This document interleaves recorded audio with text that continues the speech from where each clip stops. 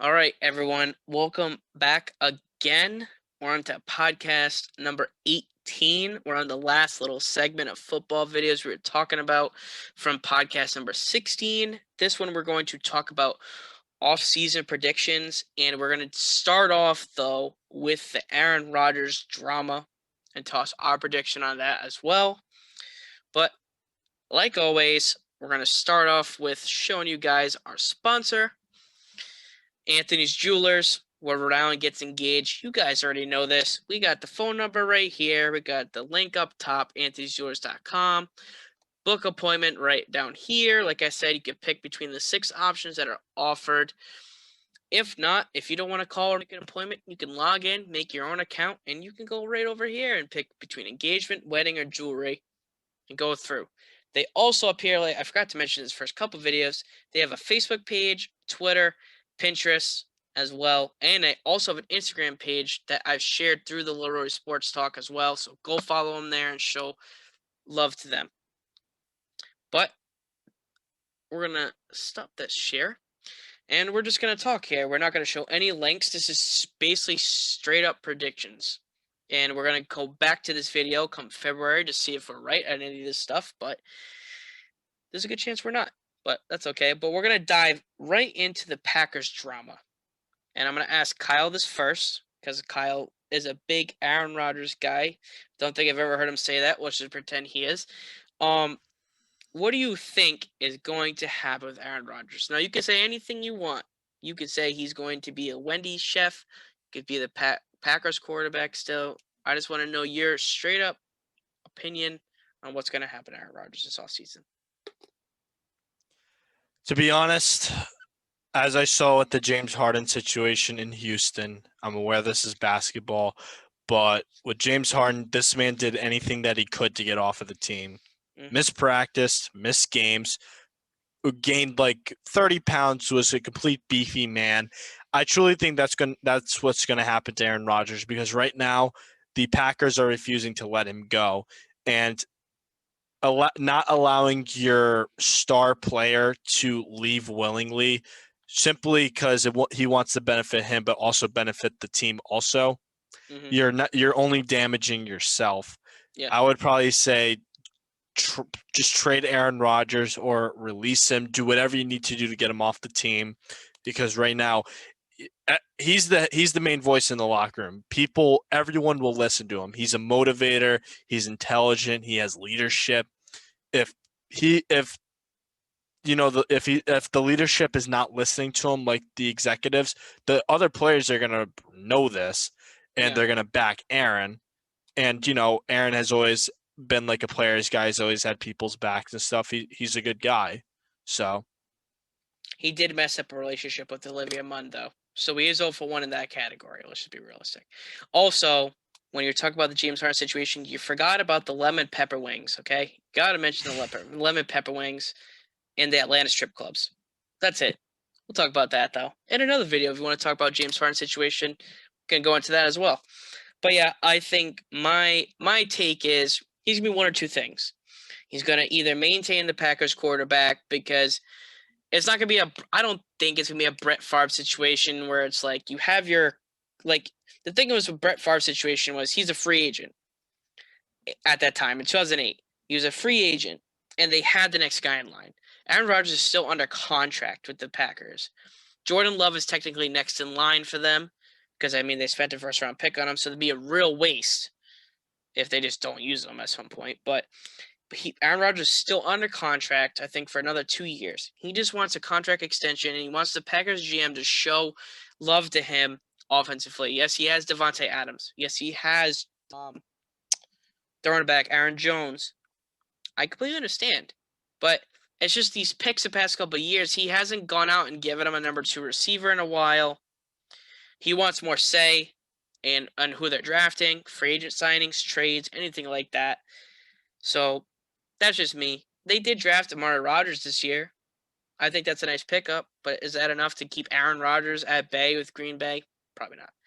But I think he's either going to be the Packers quarterback or I think he's going to be the full host of Jeopardy. I don't truly see him on another team. It's very hard to envision Aaron Rodgers on another team other than the Packers. But I will say, to predict that side as well, if it is going to be another team, it is going to be the Raiders or Broncos. And if he was smart, I think you would rather go to Denver because a better receiving core. If he's complaining about this receiving core over here, whatever, in Green Bay, I mean, if he goes to Denver, he's going to go get Judy, Sutton, Noah Fant. So it's a nice little core. I'd want to go Denver, but that's my prediction. I mean, I think he's still going to be in the Packers. That's just me, though. But he is a drama queen. Let's be real. But we're going to move on to, we're going to make our predictions on MVP, Rookie of the Year, Defensive Player of the Year, Super Bowl matchup, and who's the biggest surprise team, or who we think is going to be the biggest surprise team, who's going to be the biggest dog poop team. To put it in terms, a team that's supposed to be good but won't be. I'll let Kyle start off on his MVP take. It's going to be interesting. It's going to be an interesting year next year now that we're going to have full training camp and everything, but things are essentially going to go back to normal. So for my MVP, it's going to come down between two players. Well, I take that back. It's only going to come down to himself, depending on how well he plays, if he can keep himself healthy. And it's going to come down to Patrick Mahomes. He can do everything. He has the arm strength, mobility, and he has the leadership. Mm-hmm. He has all the key pieces. Kelsey, Hill. What else can you ask for on an You sure offense? you're not worried about his turf toe? I'm I'm confident. I think he'll do fine. His offseason turf toe. I mean, my pick is gonna come as a surprise. I mean, it's gonna come as a surprise by that name because I'm sure there's better candidates. But statistically, in a full season, this guy has the ability to put up the best stats as a quarterback in the NFL. I'm going with Justin Herbert. Mainly because they went out and drafted a receiver in the second round or third round as well. That's going to add finally into the receiving corps because Mike Williams stinks. But Keenan Allen, very good over there. I know they lost Hunter Henry, but Jared Cook is going to put up very similar stats to them. Then if they can get a full year of a healthy Austin Eckler, that's what makes Justin Herbert MVP. Because if you got a good receiving back, you're going to be a very good statistical quarterback. That's just always what it was. You notice how Tom Brady was always good because he gets those extra stats from guys like James White in his career or Kevin Falk in his career. So a lot of these MVPs have receiving backs. Notice how Aaron Rodgers puts up massive stats because guys like Aaron Jones have the ability to go out and actually receive the ball from him. So it's not just all receivers and tight ends. I think the running back has been a big key piece. I think Austin Eckler is the main reason why Justin Herbert wins MVP next year. If I were to pick a more normal pick, I would have taken probably Deshaun Watson because Deshaun Watson's same situation, but we're not going to talk about Deshaun Watson right now because he's kind of not a great person. So we'll just leave that at bay. We're not even sure if he's going to be playing next year. Exactly.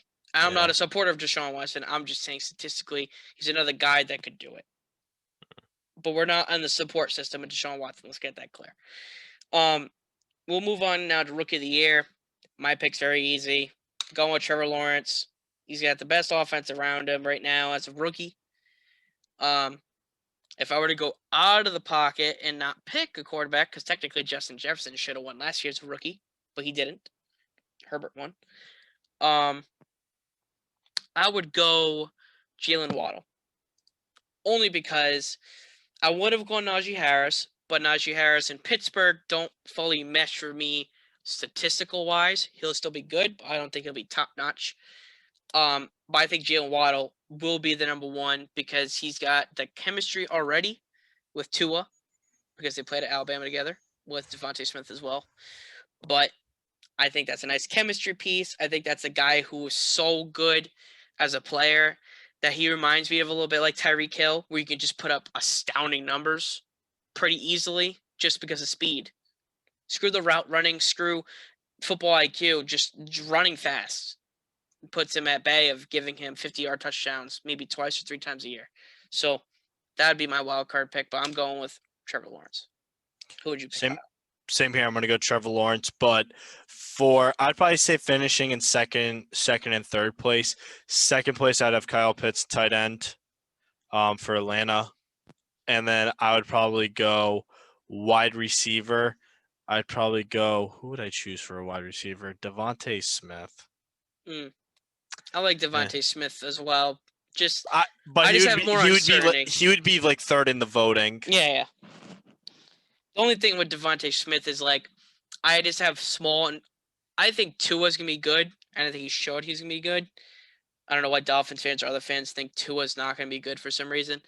He got in the 10-6 last year. Yeah. So my thing is Jalen Hurts is a little bit more of a question mark than Tua. I think he has the caliber of being a starting quarterback. I think he's gonna be very good. It's just Jalen Hurts, offensively over there with the Eagles. We saw how messy they were last year in offense, so it's tough to trust a guy like that to come in. Same thing with Jalen Waddle. They were a little messy on offense with Dolphins. But that offense, remember though, the Dolphins' offense might be easier for Jalen Waddle because he gets to play next to Will Fuller and Devontae Parker. So it's a nice little pick over there. Now I'm going to ask you, Kyle. We'll move on. Who is going to be your defensive player of the year this year? It's going to be difficult, mostly because Chase Young. I'm going to say Chase Young because he's going to have a high level because he won Rookie of the Year last year, and he was just such a menace on defense.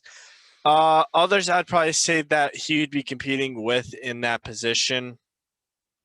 Probably say Aaron Donald, Khalil Mack, the usual names. I wouldn't shock me if Aaron Donald went back to back. He's just a dominant guy. There's truly nothing else you can really do when you look at him. He's just a bulldozer. Yeah, I mean, I'm stuck 50-50 between two players, defensive player of the year, because I think the Bears, if they go back to relevancy with Justin Fields, if they use him right away, I know their issues of paying a lot for quarterbacks right now, but I think if they roll Justin Fields, I think that makes the defense better. I think when your offense is good, your defense is better. Like we saw last year with the Patriots, their defense was talented, but it wasn't as good as years past because their offense was so sluggish. You're on the field more and stuff like that. So I think this year, if the Bears make the switch to Justin Fields right away, I think Khalil Mack wins MVP. Not MVP, Defensive Player of the Year. Because Khalil Mack is always good regardless.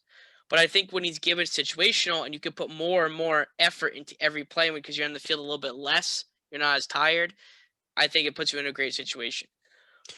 But Myles Garrett's my other 50% because I think the Browns have the ability to be very good. And they did get JLK in the draft, which gives them another good linebacker, which makes Myles Garrett's job way easier again. But I think Myles Garrett is a very underrated sleeper for Defensive Player of the Year because the Browns continuously get better and better every year. I would say as my sleeper, if I really had a huge sleeper, Nick Bosa, big sleeper pick. He's due. Both the Bosa brothers have had their issues injuries-wise. NFL is better when the Bosa brothers are healthy. So I'll say that as well.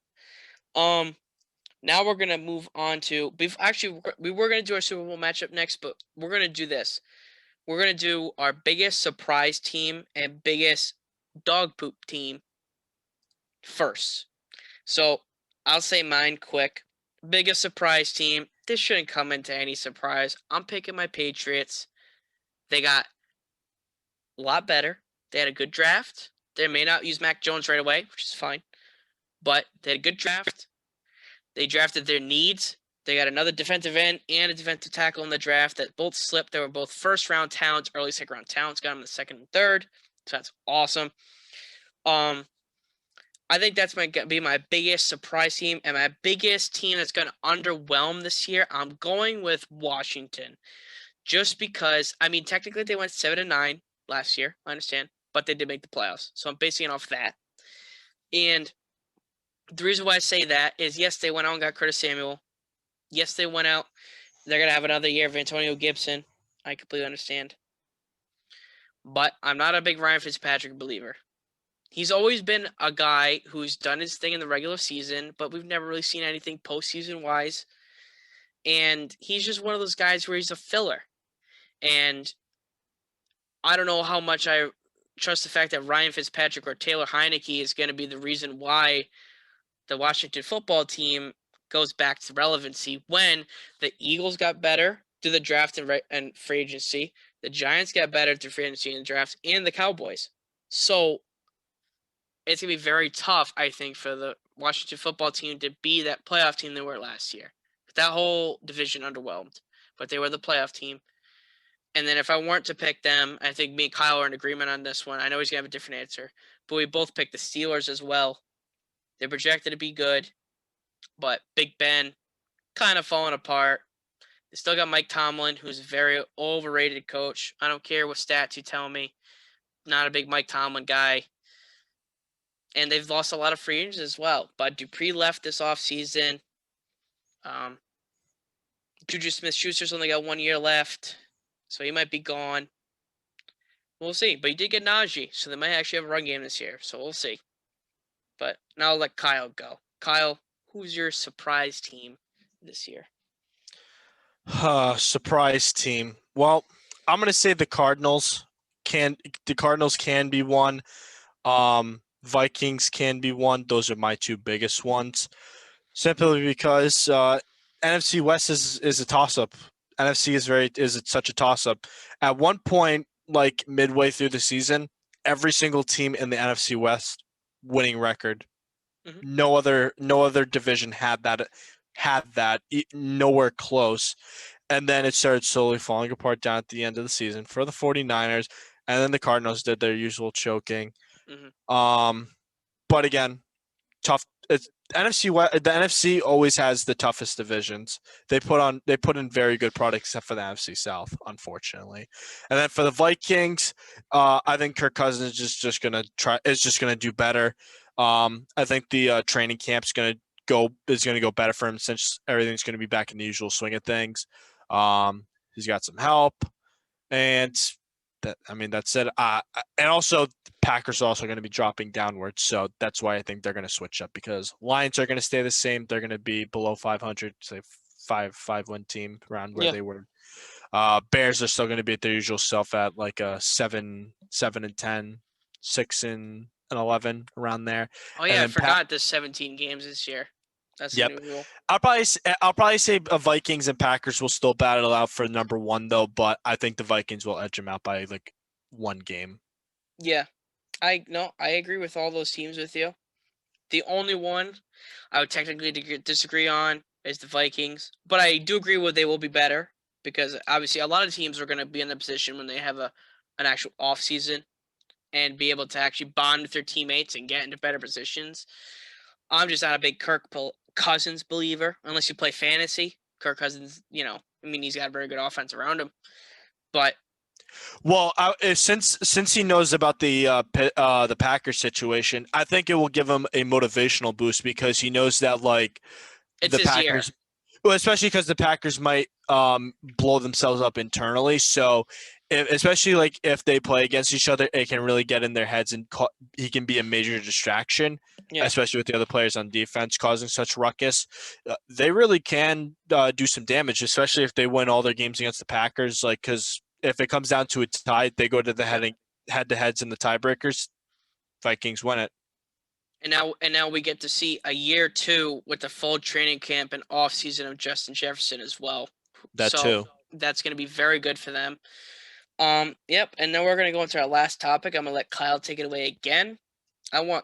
Who is going to be your Super Bowl matchup prediction this year? Who is coming out the AFC? Well, I don't need to say anything about the NFC. I truly think it's going to be the Buccaneers because they re-signed everyone on last year's Super Bowl team. Yep.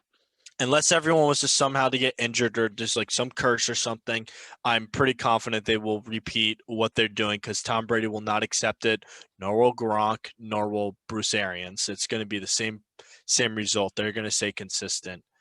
But this is the hard part, though.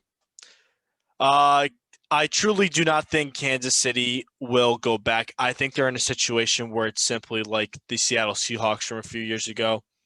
They go to the Super Bowl, they win the first time. They go to the Super Bowl again. The next time they lose, and then before that, they make it to the playoffs, like the conference championships, and lose. And then after that, never Seattle's never been good since. Never Yeah, made it it's that like far. It's like the Super Bowl hangover when you consistently.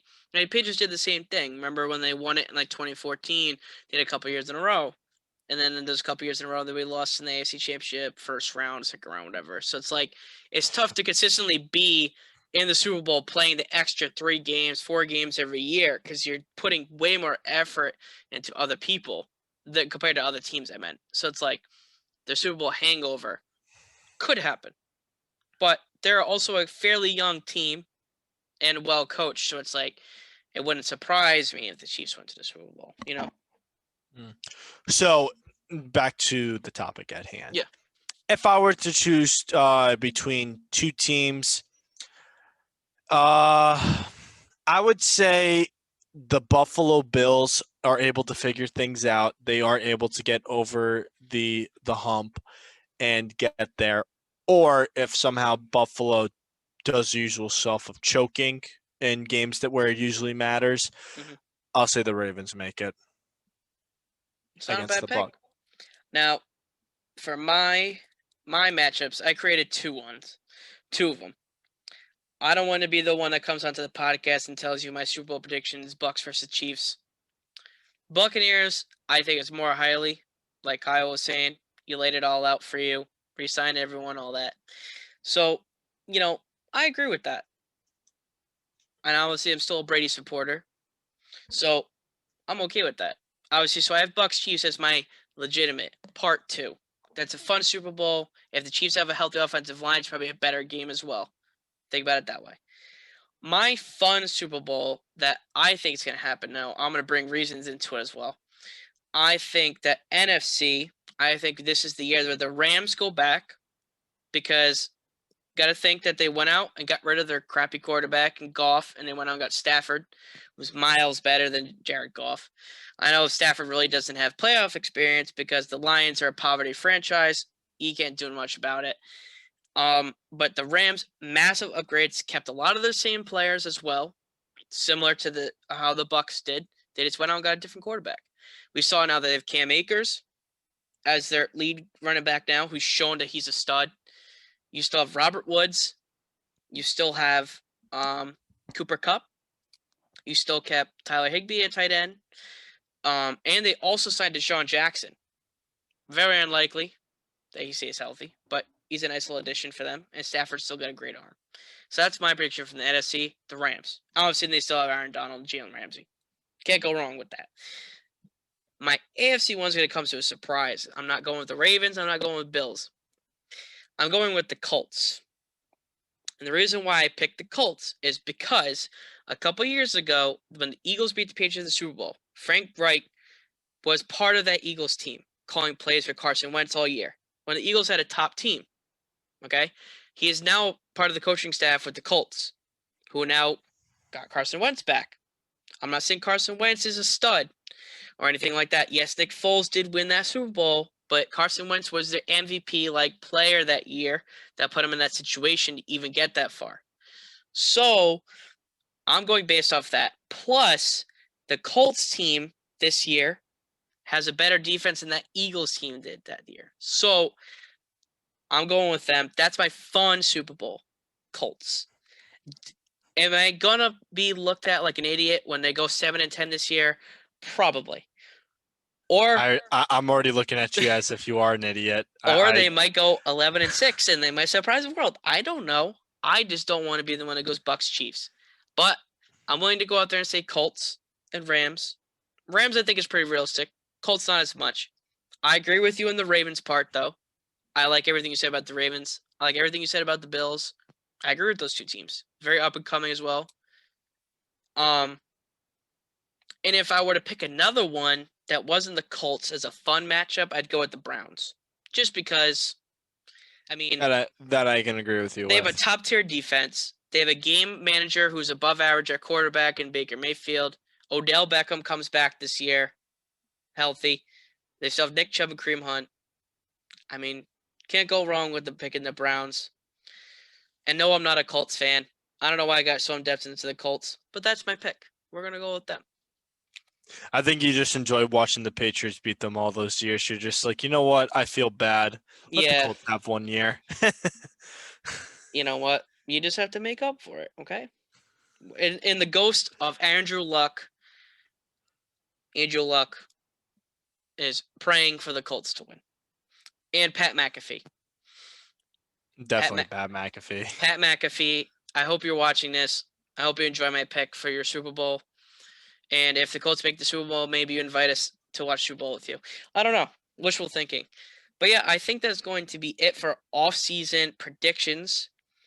Let us know if you guys want more content from the NFL draft as well. Like we were talking about last video, we talked about the quarterbacks. If you want us to go into a running back depth, wide receiver, tight end, all that stuff, any position, let us know in the comments. And like we were saying, here's our sponsor again from the beginning of the video. Like we showed you, phone numbers here. Anthony'sJewelers.com is the link. Book appointment down here. If not, you call, you go in. If not, you want to go option 3, make your own account, put your own stuff in there. Very easy process, very organized website. So, but yeah, I hope you guys enjoyed. Kyle, do you have any last words for our viewers before we sign off? I appreciate you guys for tuning in every time. Really means the world to not only me, but all of us. Share, support us any way we can. We do this because of you, and that's all I got to say. Yep. And then make sure you guys like, comment, share, subscribe. Especially comment. Like we've said in previous videos, we definitely want your input. We want your guys' thoughts. We want hypothetical ideas. We love doing the hypothetical thoughts. So, and then follow us on our socials. It's the same thing if you look up Leroy Sports Talk over Facebook, Instagram, TikTok, and then we have our Apple Podcast and Spotify. Same thing on there. So, hope you guys enjoyed, and I hope you guys have a good night.